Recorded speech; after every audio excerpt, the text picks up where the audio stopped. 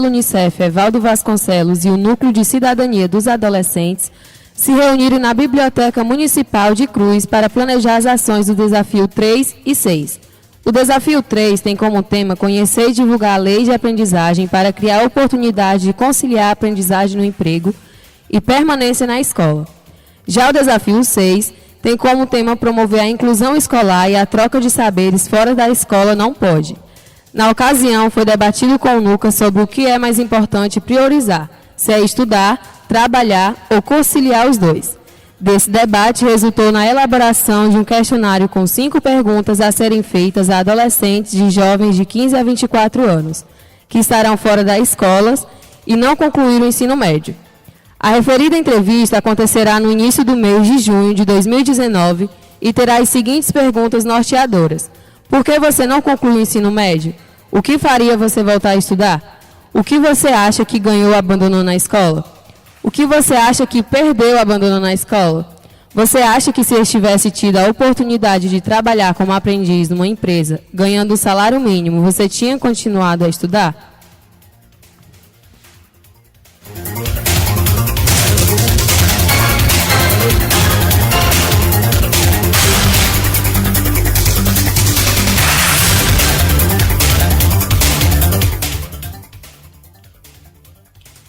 No planejamento das ações do Desafio 6, que traz a contribuição do Núcleo de Adolescentes para a Busca Ativa Escolar, contamos com a colaboração da senhora Cleide, coordenadora operacional da Busca Ativa, que enfatizou a importância da contribuição do NUCA para a identificação e sensibilização desses adolescentes e jovens que estão fora da escola.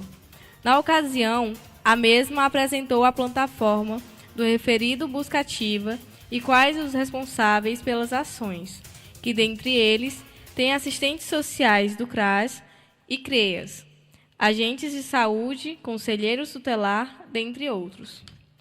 Planejamos também uma entrevista que será realizada pelos adolescentes do NUCA com os jovens que estão fora da escola e pretendem voltar a estudar. Na mesma data, esteve presente também a coordenadora do CREAS, a senhora Jéssica Muniz, que falou a respeito da campanha do dia 18 de maio, que é o Dia Nacional do Combate ao Abuso e à Exploração Sexual de Crianças e Adolescentes. Esse tema trouxe bastantes questionamentos entre os adolescentes e foi feito o convite para um evento que ocorrerá no dia 30 de maio de 2019 a respeito do referido tema.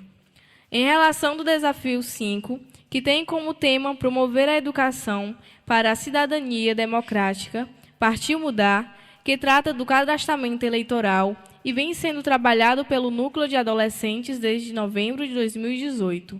No início de maio de 2019, 3 adolescentes do grupo, Letícia Albuquerque, Rafaela Vasconcelos e Tamires, juntamente com o articulador do selo, Evaldo Vasconcelos, e a mobilizadora juvenil, Fátima Silveira, estiveram na Câmara Municipal de Cruz, pedindo apoio aos vereadores para mobilizarem-se nas suas respectivas localidades, jovens de 16 e 17 anos que quiserem tirar o título.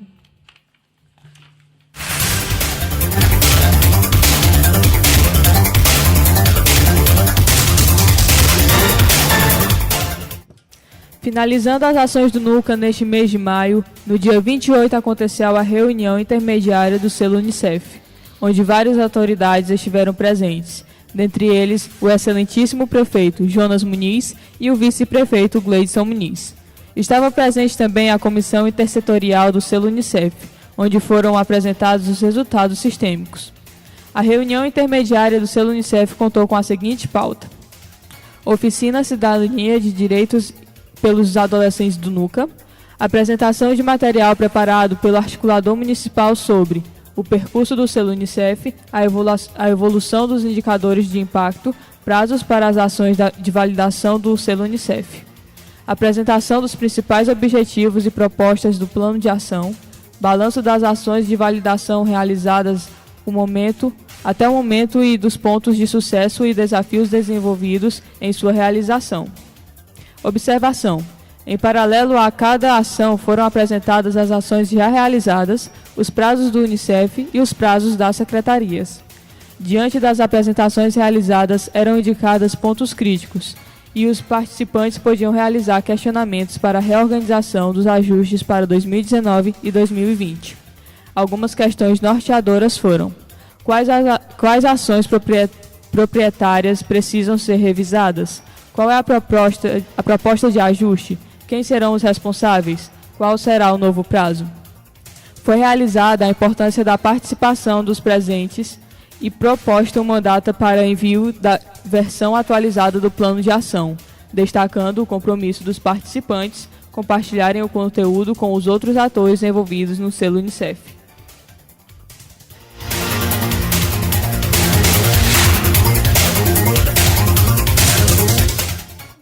Estamos de volta com o programa Nuca em Ação, exatamente 10 horas e 30 minutos. Quero lembrar a todos os ouvintes da FM 6 de Abril que também estamos sendo transmitidos ao vivo no Facebook Rafaela Cristina. E desde já eu quero agradecer a todos que estão nos acompanhando pela live e também pela Rádio 6 de Abril. De volta com o programa, agora vamos falar sobre a conquista do voto aos 16 anos no Brasil. Chegou a nossa vez, voto aos 16. Gritaram centenas de jovens que lotaram a Assembleia Nacional em 2 de março de 1988, quando pela primeira vez a juventude brasileira conquistou o direito de ir às urnas para escolher seus representantes políticos. Poder votar foi um sonho dos jovens nos anos de 1980. Depois de pressionar a sociedade e parlamentares, articulados em entidades como a União Brasileira dos Estudantes Secundaristas, UBS, e a União Brasileira dos Estudantes, UNE. A conquista veio com uma emenda aprovada pelos deputados constituintes com 355 votos, ante 98 contrários e 38 abstenções. Após décadas de ditadura militar, a Assembleia Constituinte era formada por parlamentares escolhidos especialmente para criar a nova Constituição brasileira, esta que vale até hoje, chamada Constituição Cidadã. E por definição da ampla maioria, 29 anos atrás, foi definida a emenda de Hermes, Zanetti, PMDB-RS. O voto é obrigatório para os adultos a partir de 18 anos e facultativo para cidadãos a partir de 16 anos e acima de 70.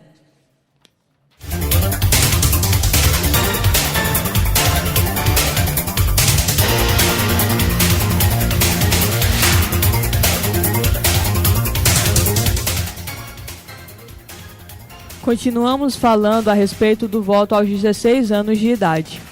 Para adolescentes, é uma conquista. Para o país, é algo de que se orgulhar, sendo referência para outras nações. Diz a cientista social e mestre em políticas públicas, Gabriela Schreiner. É um exercício de cidadania que vai além do treino, como algumas pessoas costumam definir. É exercício pleno de cidadania, oportunidade para fazer-se representado e de poder esperar e cobrar respostas dentro desta representação, afirma ela.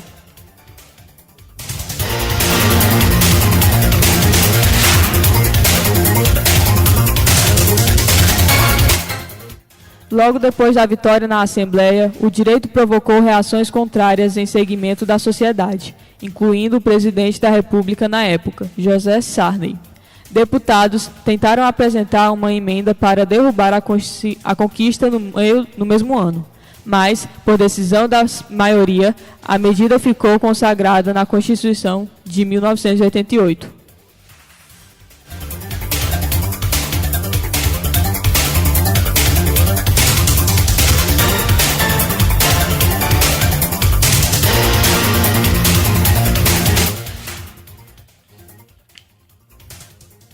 A gente queria dar um alô para a Vitória Régia, para a comunidade de Aroeira e para o Júnior Silveira, que estão nos ouvindo agora.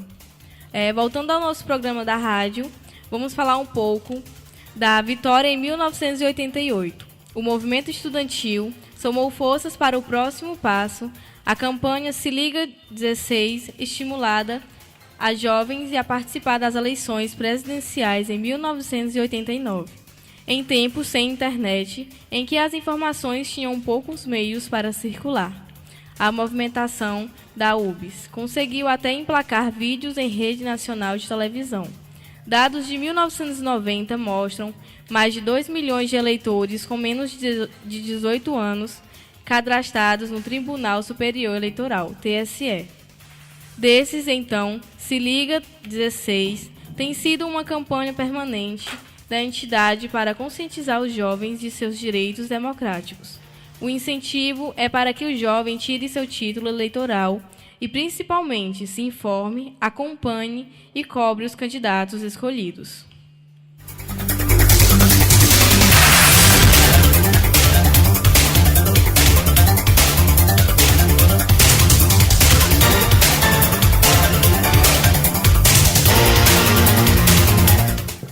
Agora o programa Nuca em Ação irá falar sobre o abuso sexual de crianças e adolescentes no Brasil. A data 18 de maio foi instituída como Dia Nacional de Combate ao Abuso e à Exploração Sexual de Crianças e Adolescentes. O assunto, que normalmente desperta repulsa e emoções intensas, merece atenção para que seja adquirida a conscientização necessária para o combate desse tipo de violência, prevenindo vidas, zelando pelo desenvolvimento e proteção das crianças e adolescentes e responsabilizando os autores da violência. Infelizmente, a violência que pode se tornar um marco impeditivo no desenvolvimento é mais frequente do que as pessoas imaginam. No Brasil, dados mostram que a cada hora 3 crianças são vítimas de abuso, representando que 70% dos estupros ocorrem com menores de idade.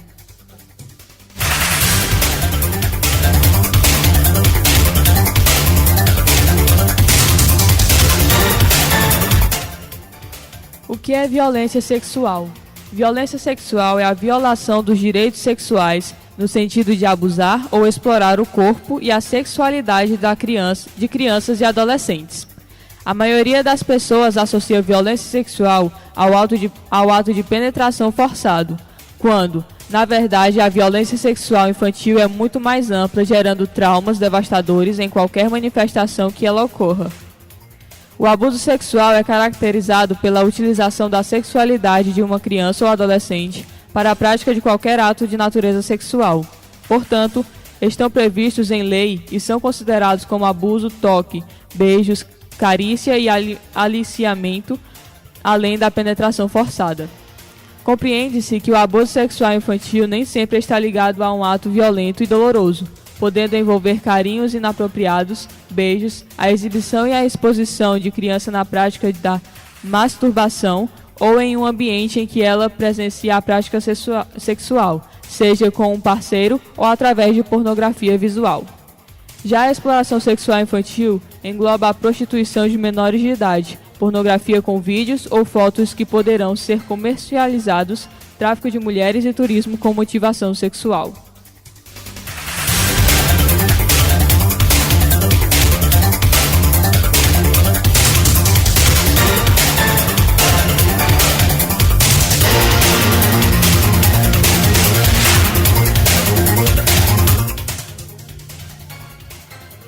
O agressor está mais próximo do que você imagina.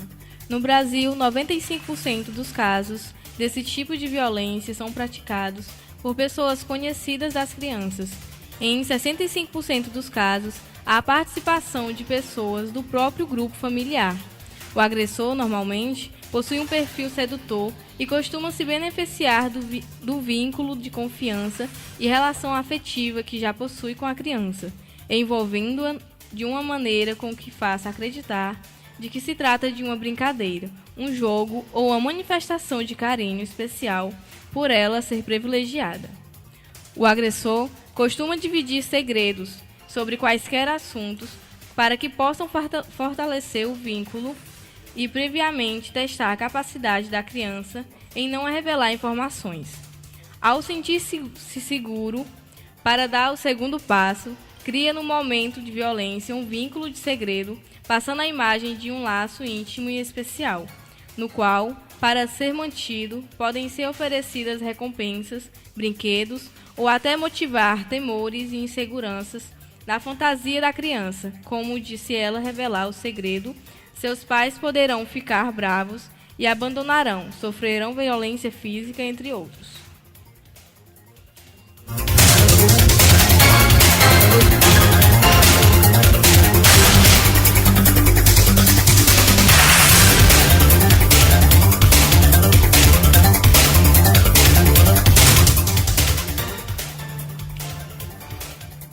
A gente gostaria de dar um alô para Simone, para Isabela Vasconcelos, para o Thiago Murilo, Iolene Freitas, Iranildo Alves, Jorge Silveira, Suerli Farias, Irmã Divoni Alves, Rafael Cruz, Francisca Helena, Lúcia Marcondes, Meirilane Sobral, Nayara Soares, Regina Cláudia, entre outros. Mandar um alô e agradecer por estar assistindo pela live.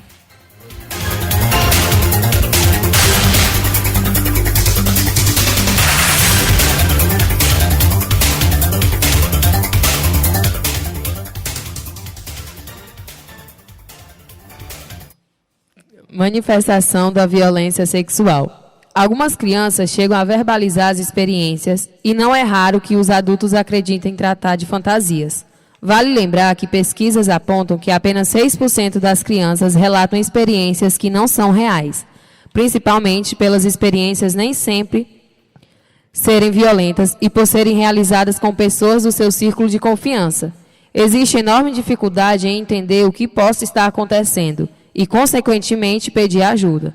A criança não entende que está sofrendo um tipo de violência, ficando sem saber como agir ou reagir. É fundamental que pais e professores fiquem atentos à linguagem não verbal, de pedidos de ajuda ou sinalizações de trauma, normalmente expressos em comportamentos, produções gráficas ou produções lúdicas. Podem ser sinais de abuso. As perturbações no sono. A criança tem dificuldade para dormir ou fica com o sono agitado, podendo haver ainda pesadelos recorrentes. Como frequentemente os abusos ocorrem na cama, a criança acredita que, ao evitar o sono, poderá estar se protegendo do agressor. Através da alimentação, o apetite pode aumentar ou diminuir. O desempenho na escola, dificuldades na concentração, recusa na participação de atividades, queda no desempenho e aproveitamento escolar. As mudanças de comportamento bruscas e repentinas podem envolver desde já o desinteresse por atividades que costumam lhe dar prazer, até regredir recorrendo a comportamentos infantis que já havia abandonado, como voltar a chupar o dedo ou fazer xixi na cama. É comum também que apresente medos que não possuíam antes, como medo de escuro. Nos desenhos, chama a atenção quando a criança que nunca manifestou questões de sexualidade possa a desenhar órgãos genitais, reproduções dela com uma expressão triste, posições sexuais, etc. O uso de palavras diferentes das aprendidas em casa para se referir às partes íntimas também é motivo alerta.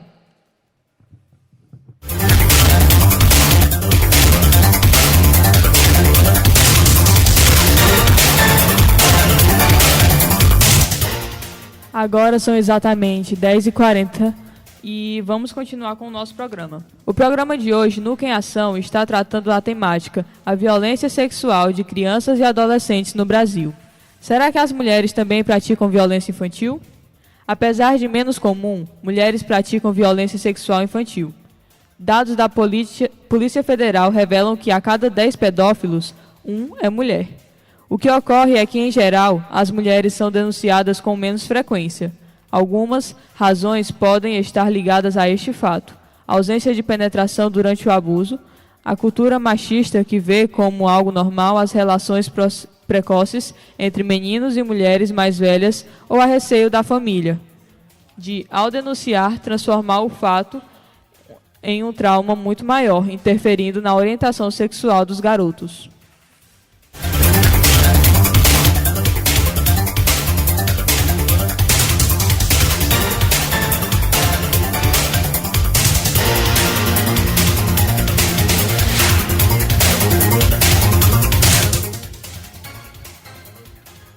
Agora iremos falar sobre os prejuízos emocionais sofridos por crianças e adolescentes vítimas de abuso sexual. A criança e adolescente estão em desenvolvimento, não apenas em sua forma física, mas também nos seus aspectos psicológicos e emocionais. Vivenciar um trauma como este pode impactar de maneira devastadora sua integridade.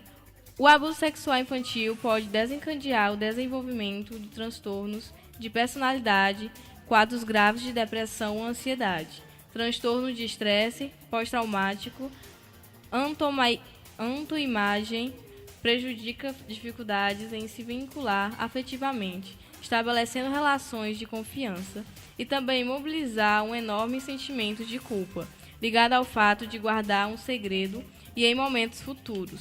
Ao recuperar memórias do trauma, sentir-se impotente, vulnerável, conveniente e até mesmo repulsar por qualquer sensação corporal prazerosa que possa ter ocorrido naquele momento de inocência. A culpa pode motivar comportamentos de autoflagelo e ideais suicidas.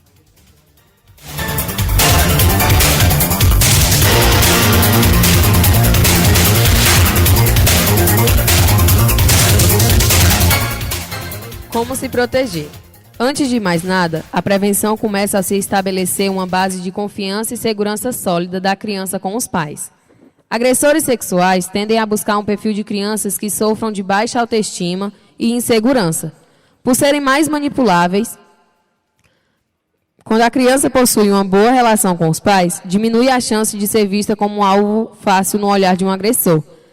Compartilhe valores e informações sobre o próprio corpo. Com linguagem acessível, alerte a criança de que ninguém, sequer pessoas do seu grupo familiar, possuem liberdade para acariciar suas partes íntimas. Incentive sempre a comunicação caso ocorra algo neste sentido. Previamente, desfaça temores que o agressor possa constituir. Assegure sempre que você não deixará, não sentirá raiva e que sempre estará aberta para dúvidas ou esclarecimentos. Seja seletivo com as pessoas que participam da vida de seus filhos, principalmente quando se diz respeito à intimidade. Avalie a escolha quem pode ter liberdade para entrar no quarto ou acompanhar a troca de roupas, um banho, etc. Acredite em seu filho sempre que trouxer alguma questão, ao invés de descartar imediatamente o relato, achando que se trata de fantasias e imaginação. Converse, investigue e questione. Ao confiar, você está respeitando e zelando por seus direitos de desenvolvimento e proteção.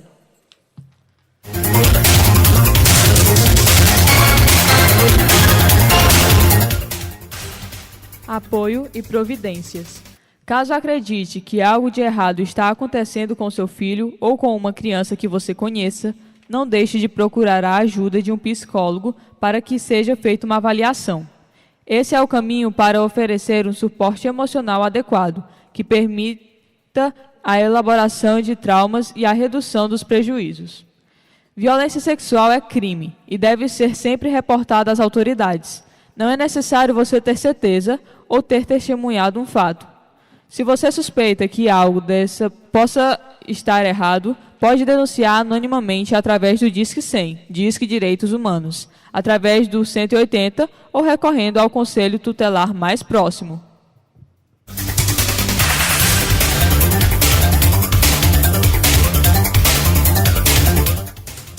Mês de maio, o município de Cruz ele faz vários momentos que aborde esse assunto de exploração e abuso sexual. O nosso momento, que era para acontecer dia 18 de maio na Praça Afonso Fontes, aconteceu dia 30 de maio, por haver motivos maiores para a gente adiar até o dia 30 de maio. Inclusive, teve a participação do NUCA nesse momento.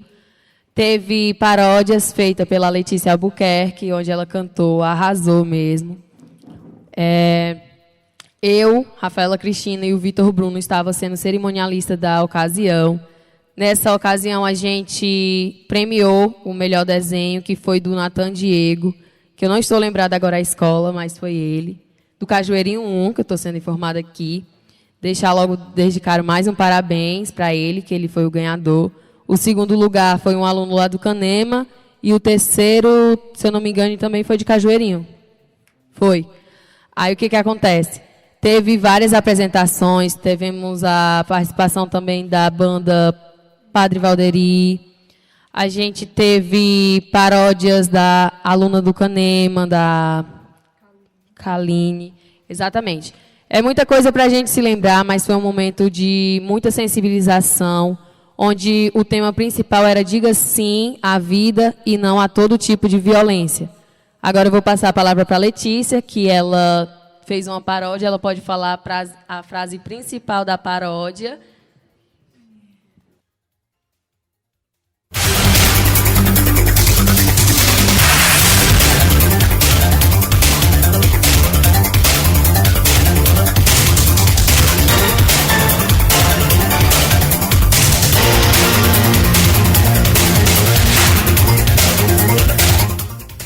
uma das frases da paródia que eu e uma amiga minha, que também é do NUCA, a Bia, fizemos, é o refrão que diz: não fique calado, denuncie, o abuso é sério, anuncie. Eu acho que essa frase é um método de as pessoas pensarem, repensarem e mostrarem que a sociedade está vivendo muita questão de abuso sexual e exploração também.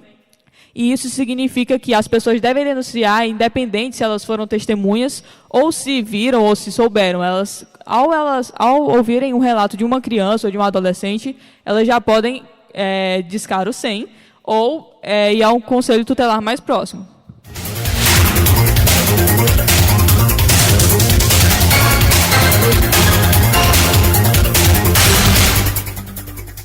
Sem falar também que, como a gente até disse aqui em alguns textos, que muitas das vezes o agressor está perto da gente, está ali no nosso ciclo de confiança. E é isso, os pais devem ter esse vínculo com os filhos, dizer que eles estão ali, não mostrar raiva nem nada, tem que mostrar eles conversa, todo dia perguntar como foi o seu dia, perguntar se eles não encontraram gestos estranhos de algumas pessoas, se ninguém olhou para eles de uma forma diferente, se ninguém acariciou o seu corpo. Enfim, esse vínculo de confiança entre pais e filhos é importante porque previne muito esses casos. Como foi dito aqui, quanto mais criança desse jeito, menos é alvo do agressor. Então, desde já deixo o conselho: pais, sejam mais atentos com seus filhos, que às vezes eles dão um sinal assim e você não percebe, tá bom? Foi como o nosso texto aqui abordou mais.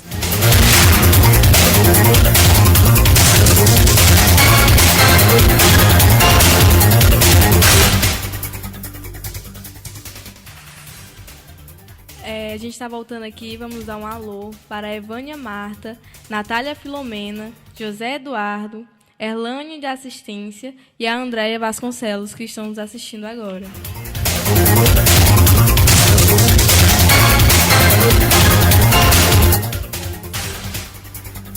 São exatamente 10 horas e 51 minutos da manhã e nós estamos aqui com o programa NUCA em Ação com a Letícia Albuquerque, Rafaela Cristina e Ana Lídia Moraes.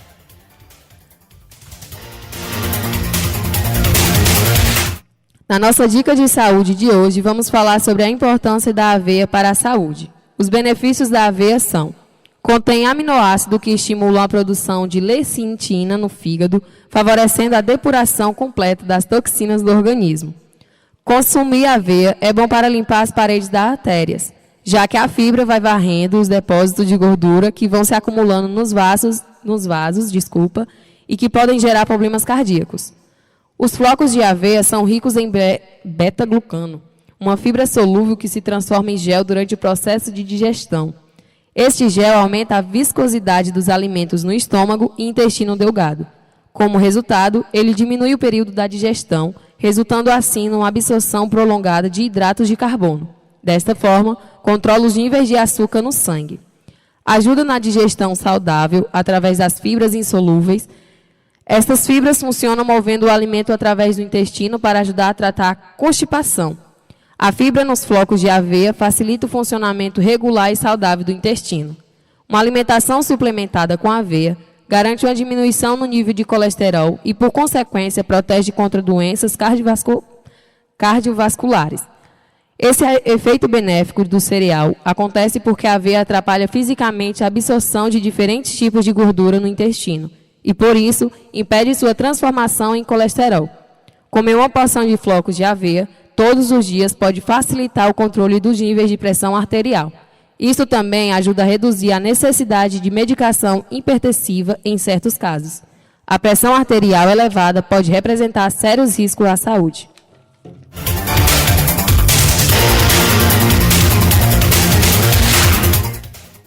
Agora você vai aprender como fazer leite de aveia com a equipe do programa NUCA em Ação. Leite de aveia. O leite de aveia serve como fonte de nutrientes importantes e necessários para o funcionamento adequado do organismo humano. A lista inclui componentes como carboidratos, fibras, proteínas, cálcio, fósforo, ferro, manganês, potássio, vitamina A, vitaminas do complexo B e vitamina E. A bebida, inclusive, é uma alternativa de variedade de leite para os adeptos do estilo de vida vegano, que não permite o consumo de alimentos e bebidas que tenham origem animal. Ingredientes: 1 xícara de aveia, 2 xícaras de água, 1 colher de chá de extrato de baunilha. Deixar a aveia de molho na água por 1 minuto, 1 hora. Por no mínimo 1 hora, desculpa. Colocar a aveia com água e a baunilha no liquidificador e bater. Coar com o auxílio de um pano fino ou peneira e armazenar na geladeira. Dura até 3 dias.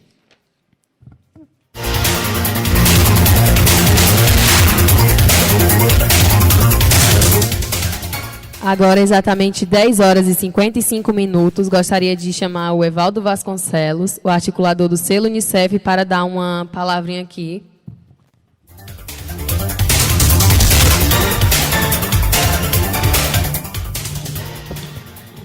Bom dia, ouvintes da Rádio 6 de Abril. Bom dia, representantes do NUCA, a Letícia, a Rafaela e a Lídia.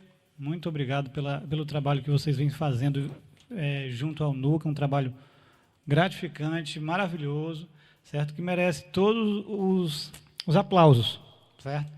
Muito bom para a gente que fica à frente de um trabalho tão grande como é a conquista do selo Unicef no município. Pois bem, eu queria destacar a reunião intermediária que a gente realizou no dia 28 de maio, certo? Que contou, claro, com a participação do NUCA. Eles estiveram presentes, atuando tanto como cerimonialistas, a Rafaela e o Vitor, como também protagonistas. Eles estiveram presentes, conversando, debatendo as ações de validação do selo e todas mais que foram apresentadas pela Comissão Intersetorial naquele momento, numa audiência pública que a gente realizou na Câmara Municipal de Cruz. Outra coisa bem interessante que a gente vem concluindo, até o dia 29, era o último dia para a matrícula do censo escolar, e a gente estava totalmente dedicado ao Busca Ativa Escolar, certo? Que é um programa do Unicef, para essa edição do selo, que busca alunos que estão fora da escola. A gente conseguiu identificar 72 casos. Desses 72 casos, nós conseguimos fazer a rematrícula de 15 crianças e adolescentes. Haviam crianças de 4 e 5 anos que não estavam estudando, como também tem muitos adolescentes que perderam o interesse pela escola. Inclusive, a ação atual do NUCA, o Desafio 6, tem uma entrevista que eles estão realizando com alguns adolescentes sobre essa condição do adolescente estar fora da escola. Que condição é essa, né? Se é um direito garantido por lei, por que ele está ali fora da escola? Então, nessa entrevista, os adolescentes vão fazer uma conversa com esses adolescentes e verificar a possibilidade, é claro, se ele tiver esse interesse em voltar, para retornar seus estudos por meio da rematrícula que a gente realiza nesse Busca Ativa Escolar. É bem isso, né? Agradecer o trabalho, agradecer a Érica, Luciano, pelo apoio no programa de rádio, e estamos aí para tirar outras dúvidas se for necessário. Obrigado e bom dia.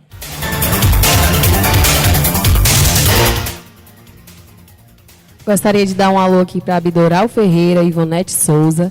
E também gostaria de mandar um beijo, um abraço bem forte para o meu avô José Farias, lá de Lagoa Salgada, e para minha mãe Francisca Helena, que também está nos acompanhando aqui pela live.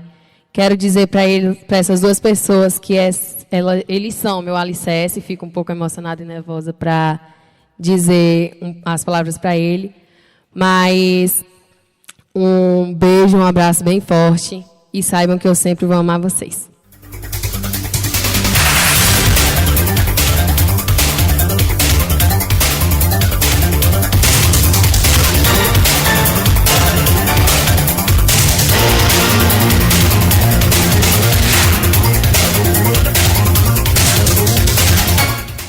Dá um alô aqui também para o Cleito e o Laércio Esaú. E vamos chamar. Final do programa Nuca em Ação de hoje, que voltará no final de junho. Um abraço a todos os ouvintes e internautas. Obrigado pelo carinho e atenção. Obrigada também à locutora Érica Marques e ao Rádio 6 de Abril pelo apoio. Até a próxima edição. Não esqueçam de compartilhar a live para que outras pessoas sejam informadas das nossas ações, tá? Um beijo, um grande abraço e até breve.